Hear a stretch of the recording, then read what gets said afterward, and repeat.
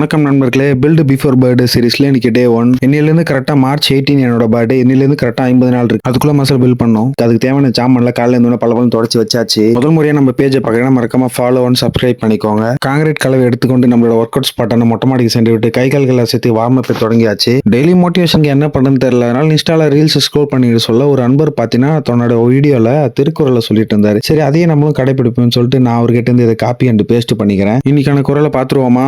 ஆரம்பிச்ச உடனே என் பையன் வந்து போனை தள்ளி விட்டான். எப்பவும் போல அவனை சமாதானப்படுத்தி கீழே அமுச்சு விட்டேன். சரி மறுபடியும் நம்ம திருக்குறளுக்குள்ள வருவோம். வெள்ள தனிய மலர் நீட்டம் மாந்தர்த்தம் முள்ள தனியது உயர்வு. இதுக்கான பொருள் என்னன்னா, தண்ணி எவ்வளவு அதிகமா இருக்கோ அவ்வளவு உயரத்துக்கு தான் தாமரை வளரும். அதே மாதிரி உன் மனசுல நம்மளால முடியுங்கிற அந்த எண்ணம் எவ்வளவு அதிகமா இருக்கோ அவ்வளவு தூரம் தான் உன்னாலையும் உயர வளர முடியும். நீ சின்னதா யோசிச்சா உன் வளர்ச்சியும் சின்னதா தான் இருக்கும். சோ பெருசா லட்சியம் வை, கண்டிப்பா நம்மளால முடியும். பயிற்சி முடிச்சுட்டு கீழே வந்தா முருகலா பூரி போட்டிருந்தாங்க. அதை 3 அமுக்கிட்டு கழனிக்கு கிளம்ப வேண்டிய வேலை இருந்துச்சு. கழனிக்கு உடனே கிளம்பி போய் பார்த்துட்டா போற போக்குல ரொம்ப நாளா ஒருத்தரை பார்க்காம இருந்தேன். இன்னைக்கு அவரை பார்த்துட்டேன். போற வழியே படுத்துட்டு அவரை ஓரமா அனுப்பி விட்டு சுத்தி பார்த்துட்டு வந்தேன். கழனிக்கு போயிட்டு உடனே மருந்து கடைக்கு போற இருந்துச்சு. மருந்து கடைக்கு போயிட்டு மருந்து வாங்கிட்டு பார்த்தா மந்தாரம் போட்டுருச்சு. சரி இன்னைக்கு மருந்து போட முடியாது, வீட்டுல போயிட்டு நம்ம சாப்பாடு போட்டு சாப்பிடுவோம்னு சொல்லிட்டு மதிய சாப்பாடு இனிமையா முடிச்சிட்டேன். ரொம்ப நாளா பார்க்கணும்னு நினைச்சிருந்த குற்றம் புரிந்த மூவியை குற்ற உணர்ச்சி இல்லாம நல்லபடியா பார்த்து முடிச்சிட்டேன். இத்துடன் இனிப்புடன் சக்கரை கிழங்கு சாப்பிட்டு நாளை முடித்துக்கொண்டேன். நாளைக்கு பார்க்கலாம் நண்பர்களே.